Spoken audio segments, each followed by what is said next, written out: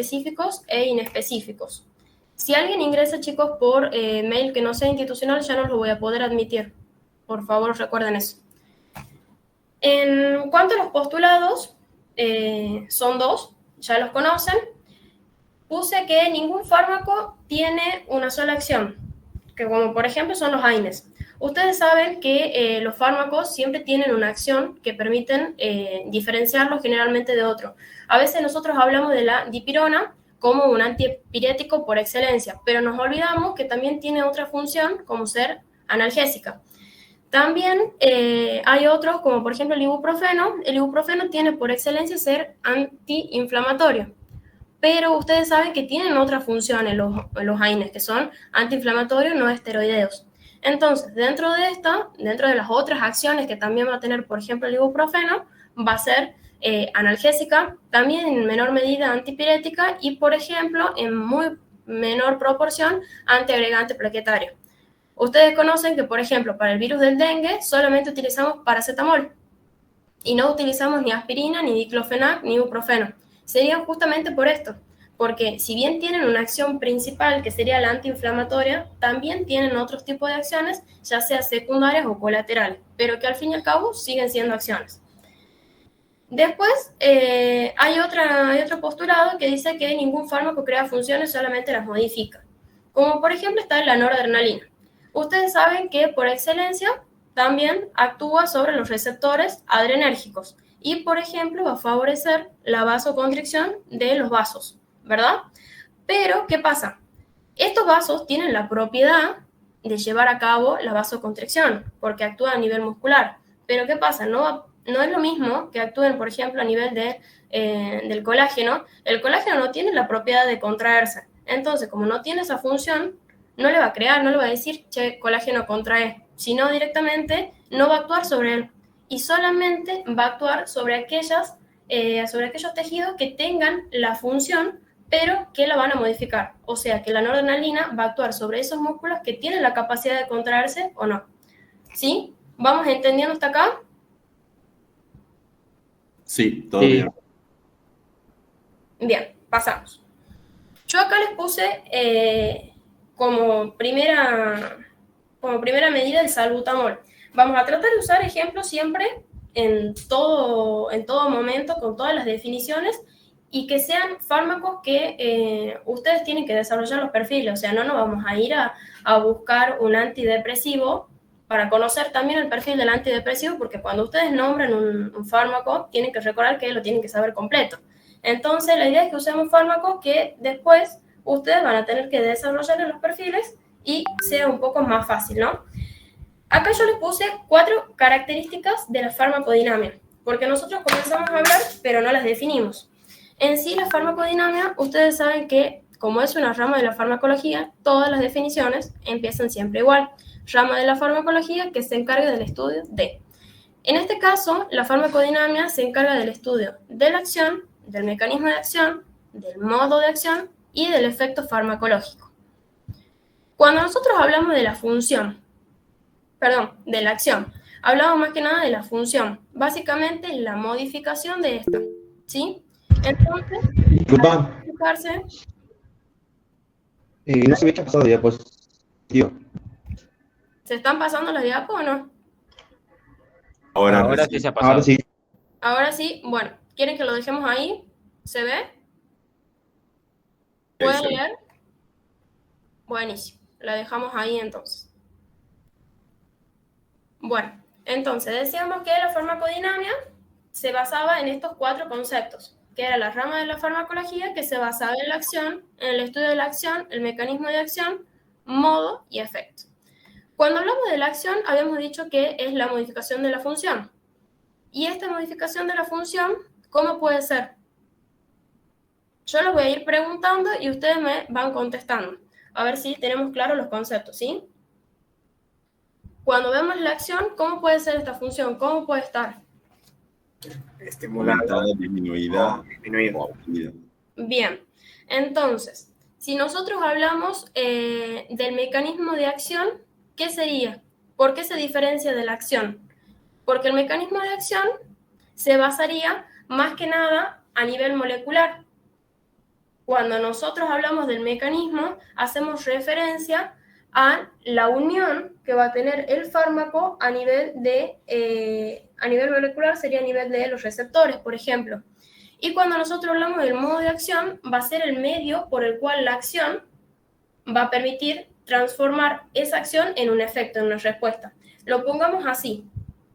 La acción del salbutamol sería un simpático mimético. ¿Qué significa que un fármaco sea simpático mimético? Estimula la función del sistema nervioso simpático. Perfecto. Y el sistema nervioso simpático normalmente, ¿a qué hace referencia? ¿Cuándo se activa el sistema nervioso simpático? Ante la lucha o huida, por ejemplo. Claro. Entonces, si yo tengo un paciente que necesita escapar de algún tipo de situación o está en una situación de alerta, ¿qué va a pasar con sus pulmones? ¿Qué va a pasar con sus bronquios, específicamente, hablando del salbutamol? Broncodilatación. Se broncodilatan, porque yo quiero que el paciente respire mejor para que pueda correr, por ejemplo. Entonces, como es un simpático mimético, va a simular la activación, digamos, del sistema nervioso simpático, ¿sí? ¿Entienden por qué uno a veces habla de simpático mimético o simpático pléjico? Ya sea porque agoniza o antagoniza la acción. En cambio, cuando hablamos del mecanismo de acción, aquí difiere, porque ¿cómo va a actuar el salbutamol? Estimulando estos receptores, ¿verdad? ¿Y cuáles van a ser los receptores con los que actúa? Con los receptores beta 2 adrenérgicos. ¿Por qué me interesa? Porque nosotros siempre decimos beta 2, alfa 1, alfa 2. Porque son receptores que están distribuidos en todo el cuerpo y nos interesa conocer su localización porque hay fármacos que no son específicos, por ejemplo, los simpáticos plégicos, los bloqueantes. Hay algunos que son específicos, los alfa bloqueantes, los beta bloqueantes, y hay otros que son inespecíficos. Por lo tanto, si yo tengo un beta bloqueante, me va a hacer efecto en los receptores beta, pero capaz que yo tengo beta a nivel del corazón y a nivel del bronquio. Entonces, de ahí difiere tanto su mecanismo de acción como puede no tener su reacción adversa. ¿Me siguen hasta acá? Sí. ¿Y específico y no específico sería lo mismo que selectivos y no selectivos? Exactamente, es lo mismo. Ok. Son selectivos de los receptores alfa, selectivos de los receptores beta 1, ¿sí? Es lo mismo. Son cardioselectivos o no cardioselectivos, por ejemplo. Cuando hablamos de un propanolol o un carvedilol, ¿sí? Gracias. Bueno, cuando hablamos del modo de acción, el modo de acción es el medio por el cual voy a llegar a producir ese efecto, ¿sí? Entonces, si habíamos dicho que se estimulaban los receptores y mi efecto va a ser la broncodilatación, bueno, ¿qué ha pasado en el medio? En ese medio aparece el modo de acción, que es el medio por el cual la acción se transforma en efecto, ¿sí? O sea, cuando yo voy a estimular esos receptores beta 2, mi modo de acción va a ser la relajación, porque se estimulan esos receptores, se relaja, y acá como está en la fotito, va a aparecer de esa broncoconstricción a una broncodilatación, porque se han estimulado los receptores del músculo.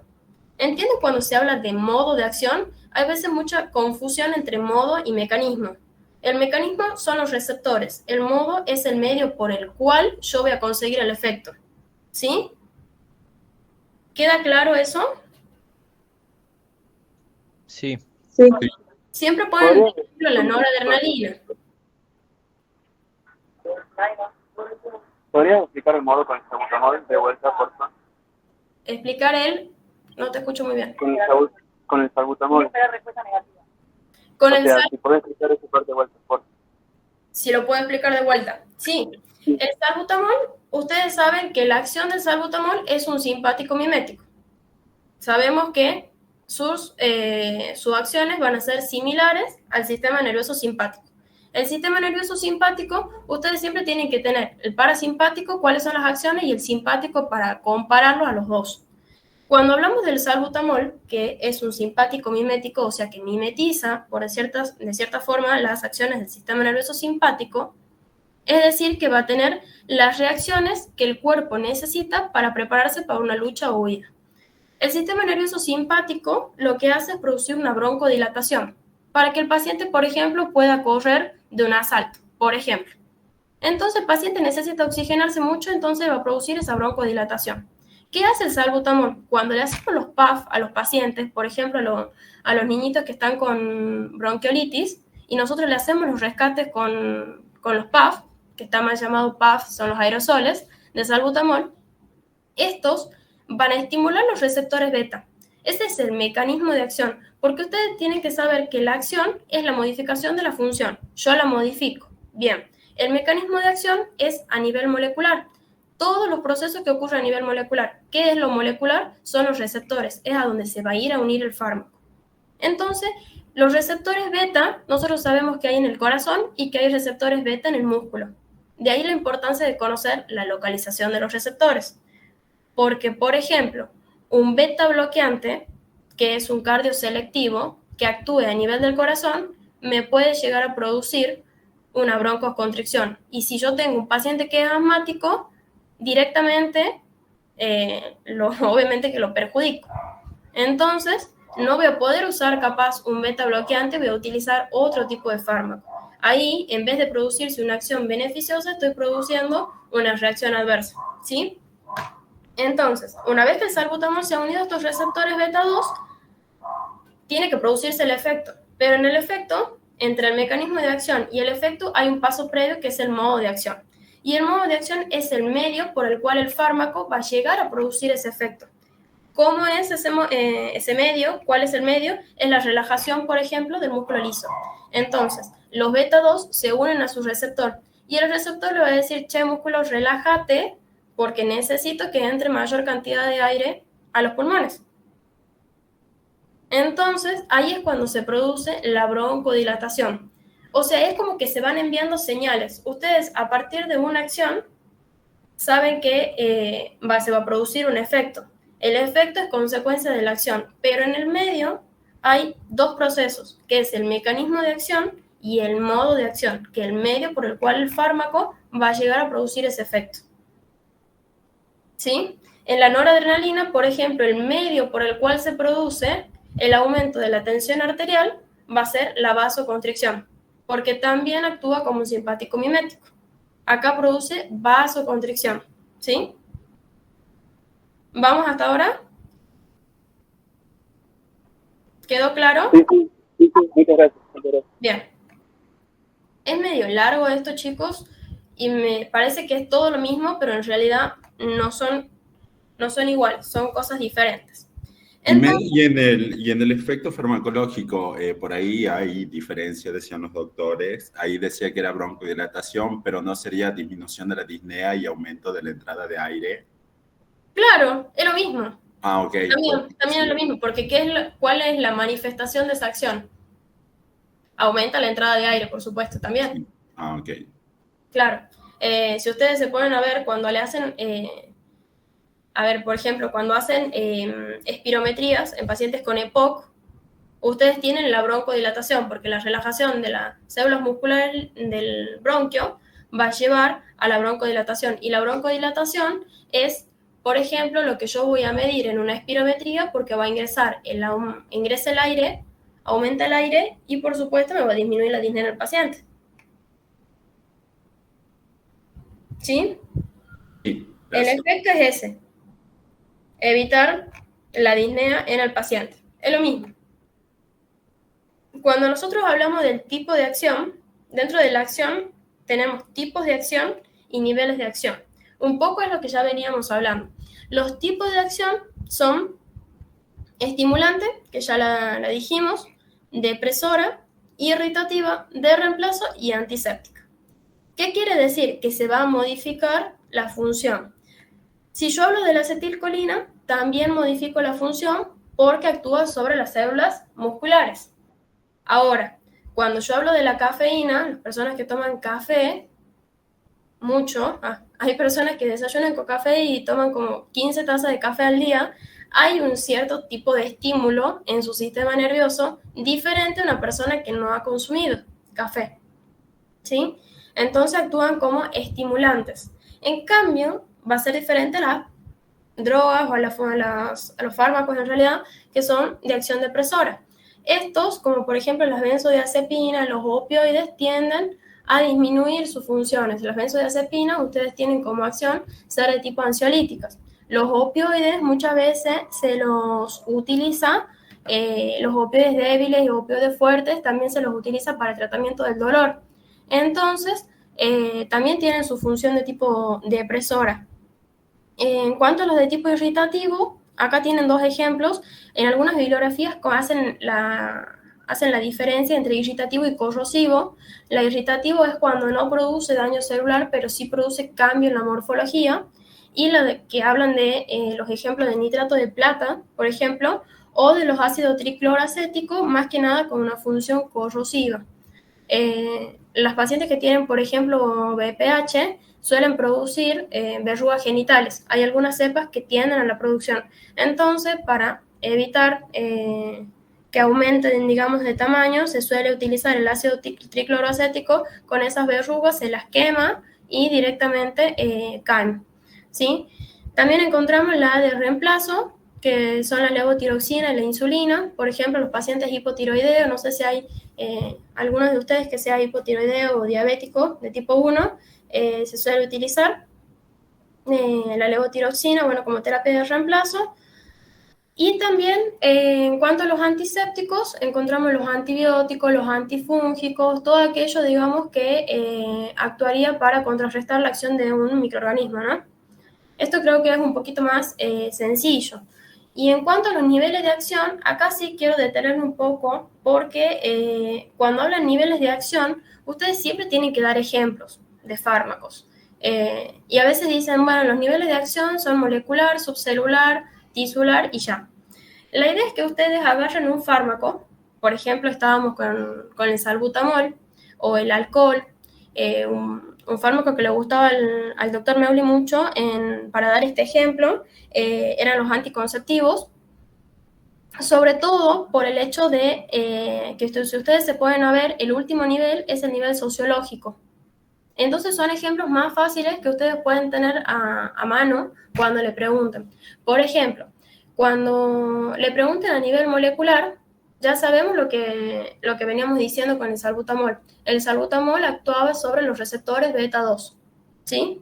Si hago, por ejemplo, lo del alcohol, el alcohol, ¿dónde actúa? Actúa sobre los canales de cloro que están asociados a GABA, produciendo una hiperpolarización de la célula.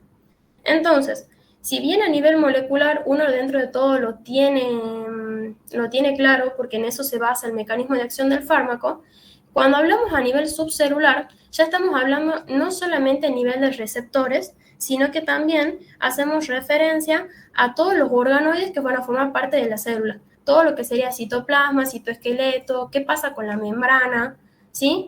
Entonces, por ejemplo, en el alcohol lo que hacía es fluidificar la membrana. Entonces, modifica la función ciliar de las células, también modifica las proteínas del citoesqueleto, muchas de esas proteínas llevan a la apoptosis. Entonces eso es lo que a mí me interesa a nivel subcelular, qué pasa con el resto de las cosas que forman parte de la célula. Después yo tengo lo que ocurre a nivel celular. ¿Vamos hasta acá? ¿Me siguen? Sí. Bien, entonces, cuando ya me ha producido todos esos cambios a nivel de la célula, ya ha producido cambios a nivel molecular porque me ha despolarizado la célula, ya ha producido cambios a nivel de la membrana porque me fluidifica la membrana, me produce cambios a nivel de citoesqueleto, ¿qué va a pasar en la célula? En la célula se va a alterar porque ya viene alterándose desde adentro. Es como que ustedes van desde lo más chiquito a lo más grueso.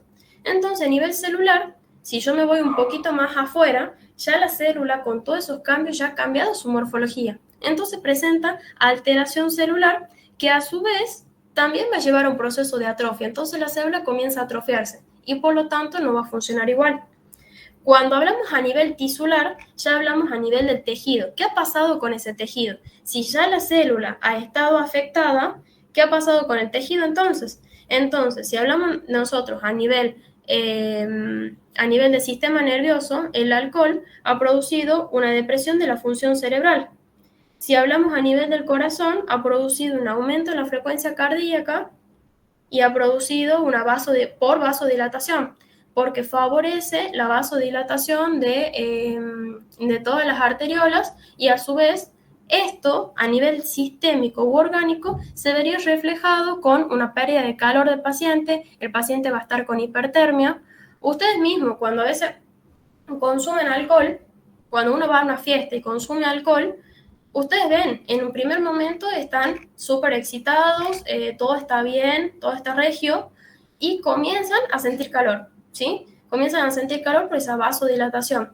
¿Qué pasa? El tema es cuando ustedes consumen más de lo que deberían haber consumido, en donde ya la pérdida de calor se hace excesiva y ya ahí me va cambiando la función de la célula. Ya no solamente pierdo poco calor, ya es como que va aumentando y por lo tanto me va modificando otras funciones, ¿sí? En cambio, cuando nosotros hablamos a nivel sociológico, lo sociológico tiene que ver más que nada con el fenómeno psicosocial del paciente. Un paciente que consume alcohol, no solamente el problema es él, bueno, si él quiere consumir, que consuma, no. El problema está que ese paciente puede tener familia y esa familia ya está de cierta forma con un problema, porque ya no es un problema del paciente, sino que ya se torna un problema familiar. Ya vienen disfunciones en donde, por ejemplo, existe cuadros de violencia, ya hay problemas con los hijos, con la familia. A su vez, si hay problemas con los hijos y con la familia, hay ausentismo laboral, ausentismo escolar, el paciente ya no trabaja, ya hay peleas, por ejemplo, a nivel de la sociedad, ya pelea con los vecinos, pelea con todo. Entonces, eso es lo que a nosotros nos interesa de las acciones, ¿sí? Por ejemplo, el salbutamol, cuando ustedes lo realizan en todos los pasos y llegan al nivel sociológico, ustedes ven cómo el salbutamol ha mejorado esa calidad de vida del paciente. Porque a nivel sociológico, un paciente que es asmático, un paciente que está con EPOC y requiere de ese PAF de salbutamol, lo que pasa es que cuando se presentan esos cuadros obstructivos y el paciente no tiene la medicación, es la madre, en caso de que sea un niño, es la madre la que deja de trabajar por cuidar al niño.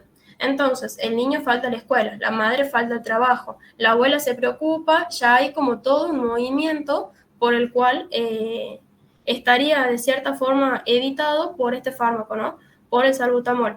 Al igual que los anticonceptivos en la década del 80, si mal no recuerdo, cambia todo ese movimiento por la aparición de este y que aparece lo que es la planificación familiar. Entonces, ustedes tienen que tener en cuenta un fármaco que les dé, que les cierre de cierta forma a nivel sociológico, ¿sí? O sea, son ejemplos claros que quieren decir que ustedes lo han podido entender al perfil, ¿sí? Han podido entender cuáles son los niveles de acción y cómo ha ido interactuando en diferentes niveles. ¿Se va entendiendo?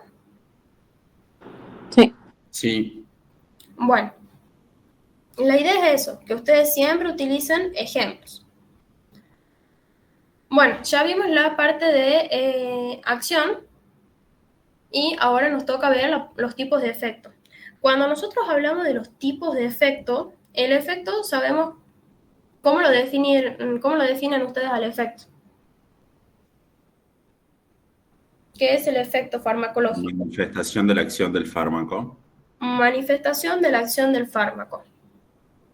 No digan eficacia, por favor, ni eficacia terapéutica, ni, eso quería aclararles, no digan ni eficacia terapéutica, ni efecto terapéutico. Son dos palabras que capaz parecen sinónimos para ustedes, pero no son iguales. Eso quería aclararles antes que nada, porque a veces me hablan de eficacia farmacológica.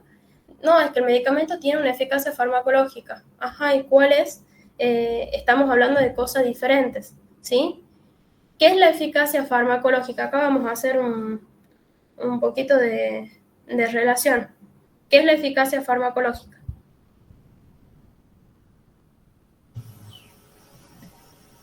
La capacidad que tiene un fármaco para modificar el curso natural de una enfermedad.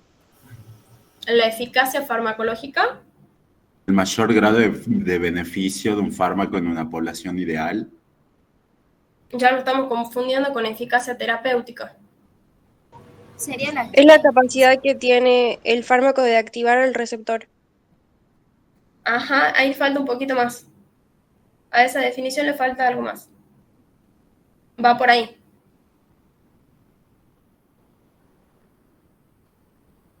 ¿Alguien más? Sería que tiene la capacidad que tiene de activar el receptor y unirse a él, de Va por ahí, afinidad, pero falta algo. afinidad y actividad intrínseca. Ahí estamos mezclando algunos conceptos. A ver, tengo 101 acá. Aguántame un segundito, voy a ver si hay alguien más.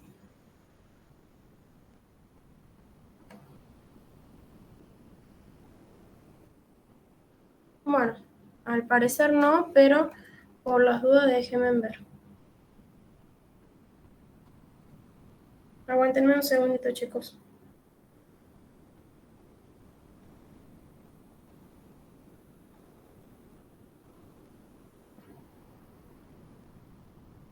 Bien. Decíamos que no era lo mismo efecto farmacológico que eficacia farmacológica y que eficacia terapéutica. Por ahí han estado diciendo algunos conceptos. Está bien el de eficacia terapéutica que dijo su compañera, de eficacia farmacológica, perdón, que dijo su compañera, y alguien nombró por ahí actividad intrínseca. ¿Qué es o cómo la definen?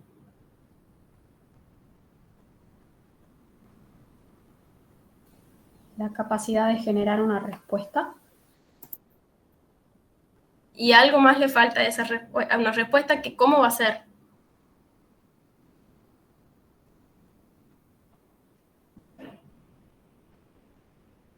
A cualquiera, ¿no?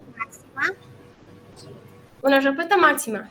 Exacto. Cuando ustedes hacen la definición, la característica está en eso. La actividad intrínseca o eficacia farmacológica es lo mismo, pero se define como eso, como la capacidad que tiene el fármaco de unirse al receptor para poder desencadenar una respuesta que sea máxima. Son lo mismo, eficacia farmacológica que actividad intrínseca, pero que va a ser diferente a la eficacia terapéutica. ¿Qué es entonces la eficacia terapéutica? El grado de beneficio de un determinado medicamento ante un problema de salud de un grupo ideal, de una población ideal. De una población ideal, perfecto. ¿Y cuándo o dónde la vemos a la eficacia terapéutica? En la fase 3 del ensayo clínico. Del ensayo clínico. Eso lo vieron ayer con el doctor. ¿Sí? Entonces, hagan esa diferencia de eficacia terapéutica con eficacia farmacológica y que no es lo mismo que el efecto farmacológico. Cuando hablamos del efecto farmacológico, hay diferentes tipos de efectos. Encontramos el efecto que es de tipo terapéutico. ¿Cuál sería ese? Dentro de los efectos terapéuticos, ¿cuál es?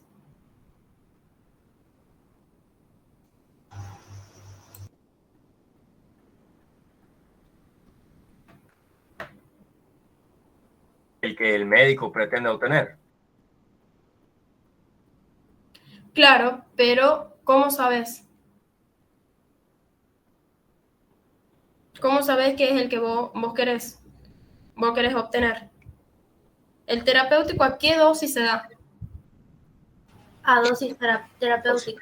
A dosis terapéutica.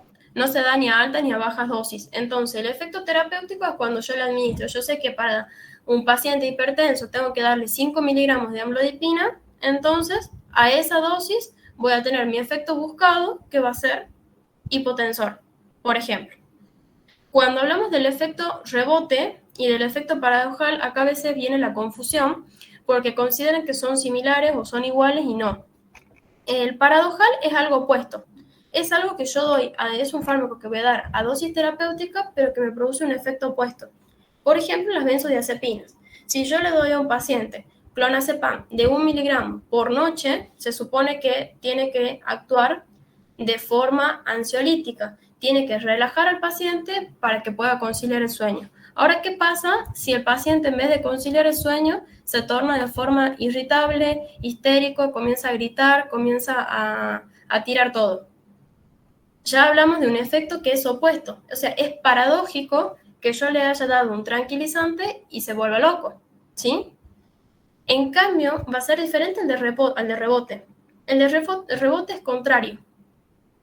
El de rebote, básicamente, yo le administro el medicamento al paciente, pero lo retiro bruscamente. Y ahí es cuando veo que la acción a la que estaba destinada el fármaco directamente es contraria. Porque si yo le daba un medicamento que era antihipertensivo, voy a ver el efecto contrario que va a hacer que le va a subir la presión al paciente.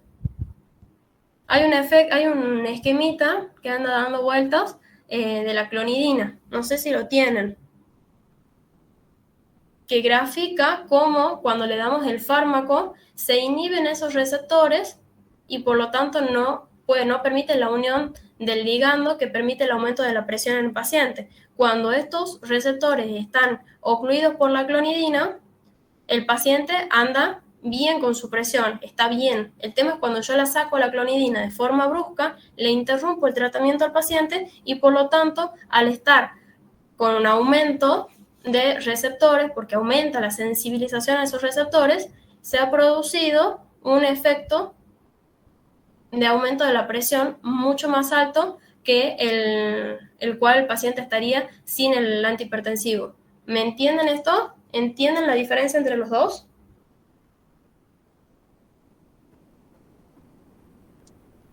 Sí. Sí, Uno se da a dosis terapéutica, pero produce un efecto opuesto.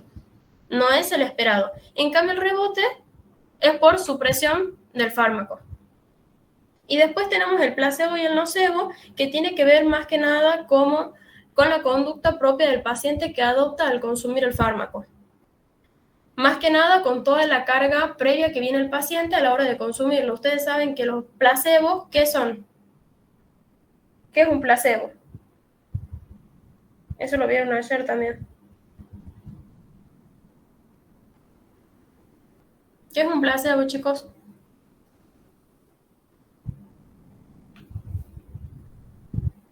Una sustancia Bueno. química que no tiene actividad, o no tiene actividad o no tiene la actividad que se está buscando. Exactamente. Entonces, como son fármacos que están inactivos, son sustancias que están inactivas, de cierta forma, vamos a ver que muchas de ellas son almidones o son inclusive vitamina C, que no van a producir un efecto. Entonces, ahí hablamos de lo que sería un efecto placebo. Por ejemplo, los más comunes son los que vienen en los anticonceptivos, en los blisters. Yo sé que si tomo todas las pastillas todos los días, por ejemplo, voy a evitar un embarazo no deseado. Entonces, va a producir un efecto placebo en la paciente, evitando que ella piense que porque no ha tomado todas las pastillas va a llegar a un embarazo. Por ejemplo, es algo psicógeno que va a presentarse en la paciente, que no tiene que ver con la sustancia que yo le voy a incorporar, porque es inactiva, ¿sí? Y el efecto nocebo sería lo mismo, pero que va a producir un daño en vez de un beneficio en el paciente, ¿sí? Bueno, más que nada, adentrarnos con algunos conceptos básicos y relacionarlos con otros conceptos que ya lo vieron ayer. En sí, lo grueso de farmacodinamia se basa en esto, en los mecanismos de acción, que van a ser específicos e inespecíficos. Vamos a tratar de ver los inespecíficos hasta las 3:15, creo que era el primer receso, y después vamos a dejar los específicos para el resto. Vamos a intentarlo, ¿sí? Porque son temas largos.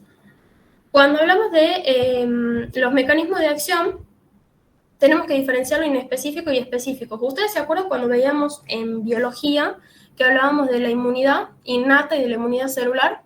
Que una era generalizada la respuesta y la otra era específica porque estaba mediada por los linfocitos. ¿Se acuerdan eso? sí. Bueno, esto de cierta forma es similar, lo pueden comparar, porque los de tipo inespecíficos van a necesitar grandes concentraciones, como nosotros cuando entra un germen a nuestro organismo y de ahí se activa la inmunidad innata. Ustedes saben que se activa toda la inmunidad. En cambio, la inmunidad específica va a tener linfocitos que van a estar específicos o anticuerpos que están específicamente para dicho germen. Entonces, la concentración que yo voy a necesitar va a ser menor. Esa es la diferencia. Entonces, las concentraciones para actuar en los inespecíficos voy a necesitar gran concentración y en los específicos muy poquita, porque con muy poca concentración de fármaco voy a poder desencadenar el efecto que yo busco. Cuando hablamos de la especificidad biológica, estamos hablando más que nada cómo van a actuar estos fármacos, si van a ser similares o no a los ligandos o a las sustancias propias de nuestro cuerpo. Los inespecíficos suelen presentar una acción similar, mientras que los específicos suelen actuar a través de esas dianas, a través de moléculas o a través de proteínas. Cuando hablamos de la especificidad química, más que nada hacemos referencia a las propiedades del fármaco y a su receptor. Por ejemplo, los específicos, en donde dependen de las estructuras químicas, hay ciertas estructuras que son específicas. Por ejemplo, las enzimas, cuando se unen con los sustratos, son de forma específica, tienen una conformación específica para su unión. Pero no va a ser así en los inespecíficos, donde van a depender más que de su estructura química, de sus propiedades también físicas, y por lo tanto son físico-químicas. Y por último, digamos, en relación a los inespecíficos, el antagonismo, si yo voy a necesitar grandes concentraciones, generalmente es algo que yo no sé cómo voy a actuar. Yo sé que voy a actuar de forma generalizada, por ejemplo, en la inmunidad. Yo sé que tengo que contrarrestar algo, pero no sé específicamente a qué. Entonces, no tiene antagonismo específico. En cambio, los que son específicos, sí. Los fármacos yo lo puedo contrarrestar específicamente por la unión con un receptor, por ejemplo, por la unión de un ligando. Entonces, sí, específicamente van a poder unirse.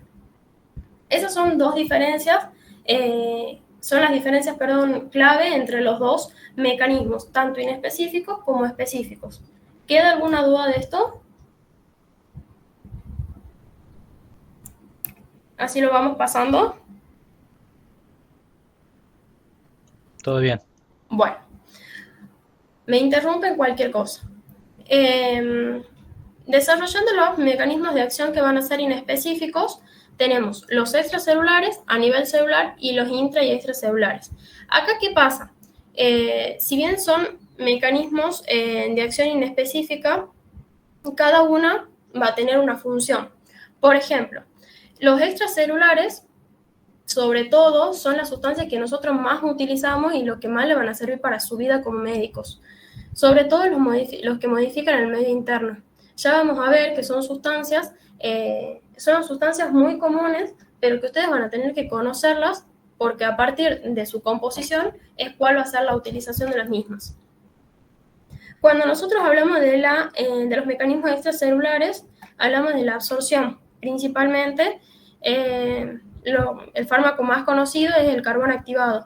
El carbón activado muchas veces lo utilizan para diarreas mal utilizadas, en realidad. No siempre se las utiliza porque a veces hay diarreas que son con disenterías, hay diarreas que suelen ser de etiología infecciosa, hay múltiples mecanismos por el cual se van a producir las diarreas, entonces no es conveniente. Pero sí hay situaciones, como por ejemplo un paciente que ha sido intoxicado, en donde se utiliza el carbón activado para evitar justamente que estas sustancias se absorban. Entonces, cuando nosotros incorporamos el carbón activado, estas sustancias que son insolubles se van a ir a unir al carbón activado. Entonces, como que va a formar toda una película de esa sustancia y posteriormente va a poder ser eliminada sin metabolizarse, ¿sí? Entonces, por eso nosotros lo utilizamos para las toxinas, ya sea que se ingieren por vía oral por una intoxicación o por toxinas propias, digamos, que pueden ser producidas por el intestino, por ejemplo, en una diarrea. Pero que van a ser diferentes a los modificadores del medio interno. Como su palabra lo dice, modifican en sí el medio, porque van a presentar una situación basal que va a estar alterada y estos van a permitir modificarla para contribuir, por ejemplo, a su homeostasis para que vuelva a recuperarse y vuelva otra vez a esa condición basal.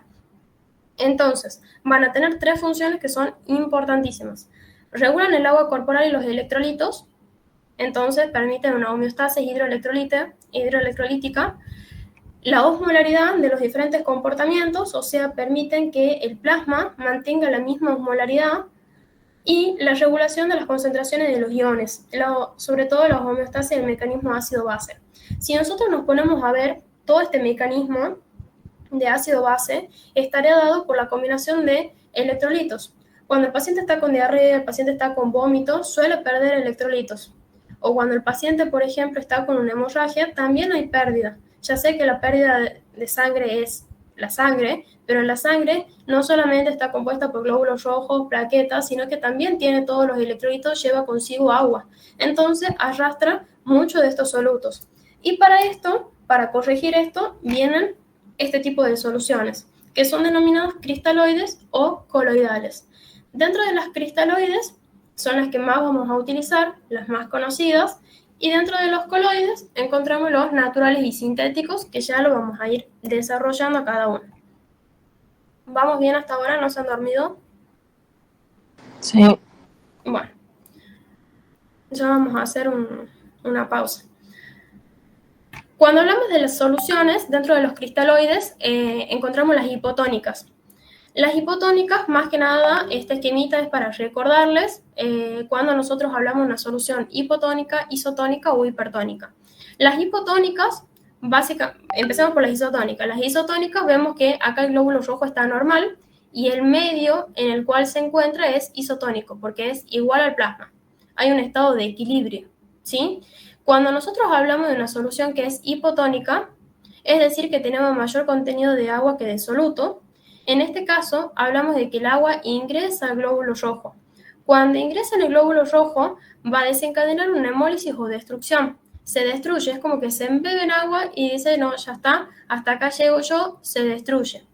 Cuando hablamos de las soluciones que son hipertónicas, es al revés. Aumenta la cantidad de soluto, por lo tanto sale agua del glóbulo rojo y va a permitir un estado de retracción. Es porque generalmente en esto hablamos de un proceso de deshidratación. A veces las deshidrataciones hipertónicas perdemos mucha agua y por lo tanto va a quedar mayor concentración de soluto. Esto es lo que pasa cuando nosotros necesitamos de este tipo de solución, que es la solución glucosada al 5% o también llamada dextrosa al 5%. Esta y la fisiológica son las más utilizadas. ¿Cómo está compuesta? Por 50 gramos de glucosa y 1000 mililitros de agua. ¿Por qué nosotros la tomamos como hipotónica si normalmente esta y la solución fisiológica se conocen como isotónicas? Porque la solución de dextrosa, cuando ingresa al organismo, como es azúcar, la glucosa es azúcar, ¿qué va a pasar? Como todo el azúcar que ingresa a nuestro cuerpo, se va a metabolizar. Y por 50 gramos de glucosa que se metaboliza, se producen 25 mililitros de agua. Por lo tanto, ese soluto se desaparece, se metaboliza en realidad, y voy a tener mayor concentración de agua. Por lo tanto, me va a pasar a ser de un estado isotónico a una solución de tipo hipotónica, porque voy a tener mayor concentración de agua. Y por lo tanto, en esta situación, digamos, voy a tratar de evitar la lisis del glóbulo rojo. Generalmente, ¿cuándo se va a dar esto? Cuando hay un proceso de deshidratación que va a ser hipertónica. Entonces, yo tengo este cuadro y yo voy a tratar de revertirlo para que pase a este cuadro, ¿sí? Pero sin que se produzca un proceso de hemólisis. ¿Cómo lo hago? Hidratando al paciente con este tipo de solución, ¿sí? La idea es que ustedes sepan que por cada 25 gramos de glucosa voy a producir mayor contenido de agua y por lo tanto voy a transformar ese medio que era isotónico en hipotónico, pero que me va a ayudar porque yo estoy con una deshidratación hipertónica. Entonces, para evitar que se produzca la retracción del glóbulo rojo, voy a necesitar aumentarle agua para que vuelva a ese estado isotónico nuevamente, ¿sí? ¿Quedó claro por qué le decimos isotónica, hipotónica y no isotónica? Sí. Sí. No hay duda sobre eso. Bueno, dentro de las isotónicas tenemos estas que son más que nada para la hidratación de los pacientes. Nosotros con las de tipo isotónica lo que buscamos es hidratar porque es un paciente que ha tenido muchas pérdidas, un paciente que necesitamos expander porque ha tenido una hemorragia, por ejemplo, o necesitamos corregir electrolitos. que también suelen estar dados por pérdidas. Cuando hablamos de las isotónicas, hablamos de la solución glucosalina, cómo está compuesta. Ustedes me dirán, ¿tengo que saber cómo está compuesta cada solución? Sí, tengo que saberlo porque les preguntan cómo está compuesta cada solución. ¿Cómo está compuesta y sobre todo para qué se usa? Es lo que nos interesa. La glucosa, 50 gramos, cloruro de sodio y agua destilada. La glucosa, ustedes siempre tienen que tener en cuenta que la dextrosa nosotros la usamos muchas veces, no solamente como agua libre para que pueda correr del espacio extracelular al intracelular, sino que también la usamos para nutrición de los pacientes. La glucosa nos permite que el cuerpo mantenga sus calorías diarias y evite llegar al tejido adiposo y obviamente convertirlo en glucosa. Entonces, tengan en cuenta que los pacientes que van a requerir una cirugía van a necesitar postoperatorio estar hidratados y por supuesto con una cierta cantidad de glucosa. No solamente lo voy a pasar a fisiológica, siempre teniendo en cuenta los antecedentes previos, ¿no? Entonces voy a necesitar esa glucosa para tratar de mantener las calorías basales propias del organismo. Entonces, no solamente para hidratación, como ya vimos, sino también en pre y postoperatorio. La solución fisiológica, que es la más utilizada, vienen diferentes presentaciones, vienen frascos de 250, 500, de 1 litro, vienen inclusive en ampollas de solución fisiológica, y estas se caracterizan porque hay 9 gramos de cloruro de sodio en 1 litro de agua. ¿Y qué pasa? La diferencia de la solución fisiológica, a diferencia de la dextrosa pasa al medio intracelular. En cambio, la fisiológica no, queda en el líquido extracelular. Por lo tanto, me va a servir para expandir a nivel intravascular y a nivel del intersticio.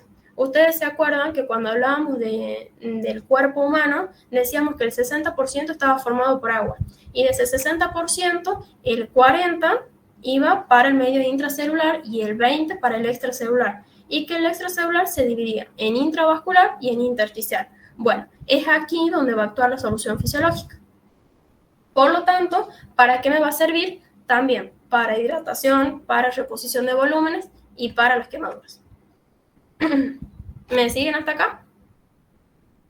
¿Hay alguna duda? ¿No están dormidos todavía? Son las 3 de la tarde. ¿Sí? Bien, gracias. Bueno, sigamos. Entonces, ¿quieren que paremos un ratito o seguimos?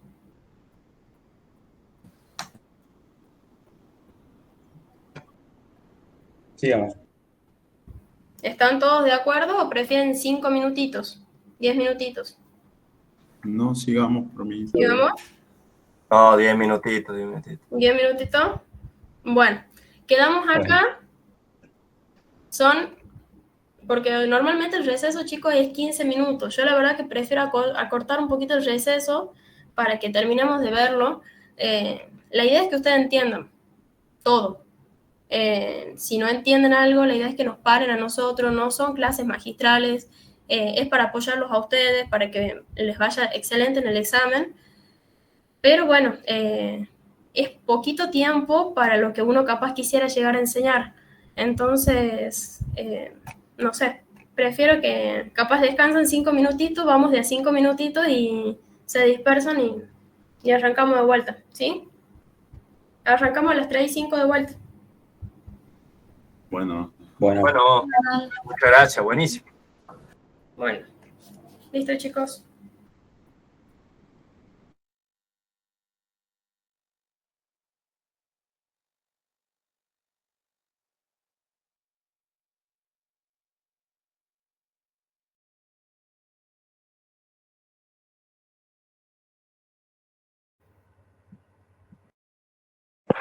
Jimé, ¿estás por cambiar de link de...? No, Angie. ¿No? Ah, ok.